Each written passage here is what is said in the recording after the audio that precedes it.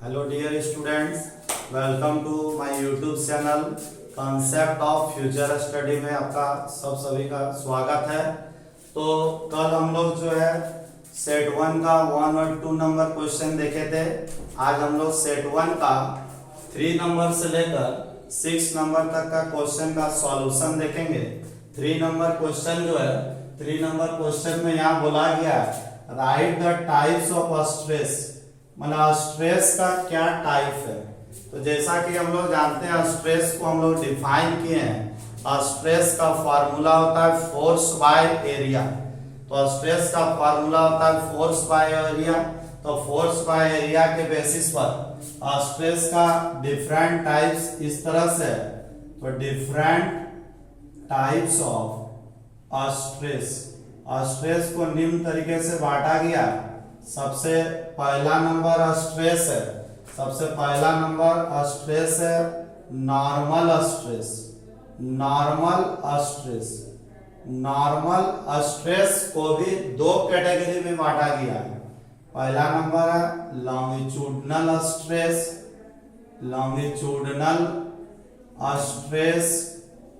इसका 2 भाग है, फिर से एक बार टेंसाइल स्ट्रेस और तुम्हारा कॉम्प्रेशनल स्ट्रेस।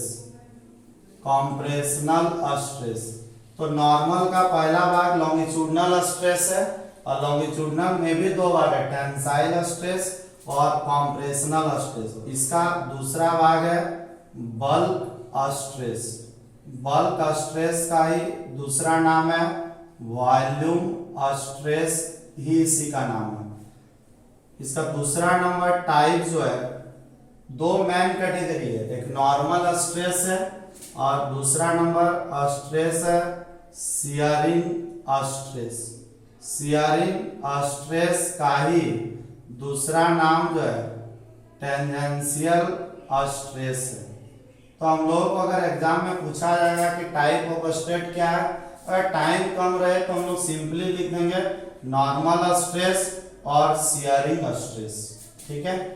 क्वेश्चन नंबर 4 कहता है why rain drops are spherical in shape, कि पानी का बूंद जो है वो गोले का आकार में क्यों होता है।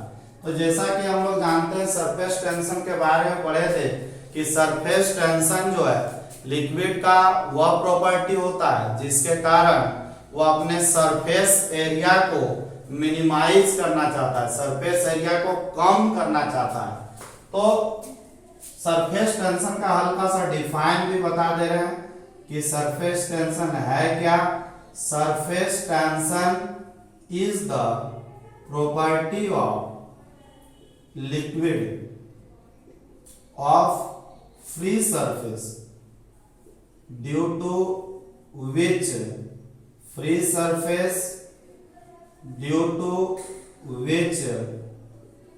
it tends to minimize the surface area। मतलब सरफेस टेंशन लिक्विड का वह प्रॉपर्टी है जिसके कारण वो अपने एरिया को मिनिमाइज करना चाहता है। जैसा कि हम जानते हैं किसी दिए गए वॉल्यूम के लिए for a given volume of liquid, surface area is minimum for a sphere। जैसा कि हम लोग जानते हैं कि सबसे कम एरिया जो होता है किसी गिवन वॉल्यूम के लिए स्फेयर का होता है। सरफेस टेंशन के कारण वो अपने एरिया को मिनिमाइज करना चाहता है, सबसे कम एरिया स्फेयर का मिलता है। यही कारण है that's why rain drops are spherical in shape. यही कारण है कि रेन ड्रॉप्स जो है शेप में स्फेरिकल होता है। तो एग्जाम में यही रिलेशनशिप देना है for a given volume of liquid, किसी दिए हुए आयतन के लिए सरफेस एरिया जो है कम होता है स्फेयर का, इस कारण रेन ड्रॉप्स जो है स्फेरिकल शेप का होता है। तो सरफेस टेंशन का डिफाइन भी समझा दिए, हो सके मैं भी एग्जाम में पूछ दे। अगला क्वेश्चन है कि आइसोथर्मल प्रोसेस और एडियाबेटिक प्रोसेस में क्या डिफरेंस है। देखो नाम में आंसर है थर्मल। थर्मल का मतलब होता है टेम्परेचर, एडियाबेटिक में हीट का बात करते हैं। तो जिस प्रोसेस में टेम्परेचर कांस्टेंट हो वैसा प्रोसेस जिसमें टेम्परेचर को कांस्टेंट रखा गया है उस प्रोसेस को हम आइसोथर्मल प्रोसेस कहते हैं। और इसमें क्या होता है, एडियाबेटिक प्रोसेस में वह प्रोसेस है जहां पर हम लोग जो है हीट जो है हम लोग कांस्टेंट रखते हैं। तो आइसोथर्मल में टेम्परेचर कांस्टेंट रहता है और एडियाबेटिक प्रोसेस में हम लोग हीट कांस्टेंट रखते हैं। इसमें जो वाल होता है, इसमें जो दीवार लेते हैं बर्तन वाला, वह कंडक्टिंग वाल होना चाहिए। वेसल का जो वाल होना चाहिए वो कंडक्टिंग होना चाहिए। इसमें नॉन कंडक्टिंग होना चाहिए। क्यों? क्योंकि हीट को हम लोग कांस्टेंट रख रहे हैं। तो हीट जो है न तो अंदर से बाहर जा सकता है न बाहर से अंदर आ सकता है। दो बात। तीसरा नंबर डिफरेंस भी देख लो, इसमें पीवी इक्वल टू कांस्टेंट होता है। मतलब आइसोथर्मल प्रोसेस में पीवी इक्वल टू कांस्टेंट होता है और इसमें एडियाबेटिक में PV gamma equal to constant होता है। यहाँ पर गामा जो है, गामा सीपी बाय सीवी का रेशियो है। सीपी का मतलब कांस्टेंट हीट को लेना है, प्रेशर कांस्टेंट प्रेशर का मोलर हीट लेना, और ये V का मतलब सीवी का मतलब molar heat at constant volume. तो एग्जाम में अगर 1 मार्क्स का डिफरेंस पूछा जाए तो सबसे बेस्ट डिफरेंस जो है टेम्परेचर कांस्टेंट और हीट कांस्टेंट। अगर वो नहीं सको तो पीवी इक्वल टू कांस्टेंट या PV gamma equal to constant, ये डिफरेंस दे देना है। अगला क्वेश्चन बोला है कि पीरियोडिक मोशन का एग्जांपल देना है जो ऑसिलेटरी ना हो।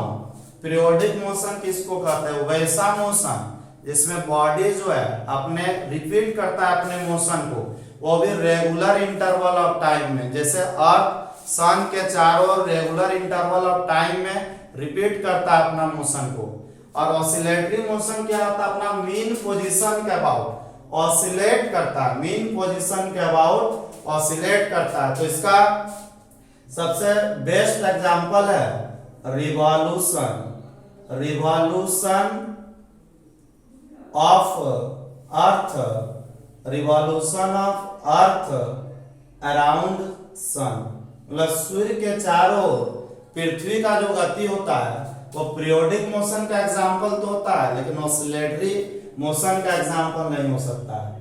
यूनिफॉर्म सर्कुलर मोशन भी, यूनिफॉर्म सर्कुलर मोशन भी पीरियोडिक मोशन का एग्जांपल है, लेकिन ऑसिलेटरी मोशन का एग्जांपल नहीं होता। घड़ी में जो सेकेंड हैंड होता है, घड़ी में जो सेकेंड का काटा टो होता है, सुई टो जो होता है, वो भी इस मोशन का एग्जांपल है। तो motion of second hand in A watch, मतलब किसी घड़ी में जो सेकेंड का जो काटा होता है वो भी पीरियोडिक मोशन का एग्जांपल है, ऑसिलेटरी मोशन का नहीं। तो एक बार रिपीट कर देते हैं पूरा क्वेश्चन को कि सबसे पहले क्या बोला गया कि स्ट्रेस का टाइप। तो स्ट्रेस का दो मेन कैटेगरी है, नॉर्मल स्ट्रेस और शियरिंग स्ट्रेस। नॉर्मल में दो भाग है, लॉन्गिट्यूडनल स्ट्रेस को दो भाग में, टेंसाइल और कंप्रेशनल स्ट्रेस, दूसरा बल्क स्ट्रेस। शियरिंग का ही दूसरा नाम टेंजेंशियल स्ट्रेस है। फिर अगला क्वेश्चन है कि रेन ड्रॉप स्फेरिकल शेप में क्यों होता है? तो इसका मेन रीजन है सरफेस टेंशन। सरफेस टेंशन के कारण एरिया मिनिमाइज होता है और सबसे कम एरिया जो है स्फेयर का होता है, इसलिए रेन ड्रॉप जो होता है स्फेरिकल शेप में होता है। आइसोथर्मल और एडियाबेटिक में डिफरेंस, आइसोथर्मल में टेम्परेचर कांस्टेंट होता है और एडियाबेटिक में हीट कांस्टेंट होता है। दूसरा, कंडक्टिंग वाल होना चाहिए, नॉन कंडक्टिंग वाल, यहाँ पीवी कांस्टेंट होना चाहिए, पीवी का। और भी डिफरेंस वर्क डन के आधार पे भी हम डिफरेंस दे सकते हैं। और पीरियोडिक मोशन का एग्जांपल पूछा गया जो ऑसिलेटरी ना हो, तो इसका एग्जांपल है revolution of earth around sun, ये याद रह जाएगा सबका। अर्थ जो है सन के चारों ओर पीरियोडिक मोशन में घूमती है, लेकिन ऑसिलेटरी नहीं होती है। Uniform circular motion, a motion of A second hand in A watch.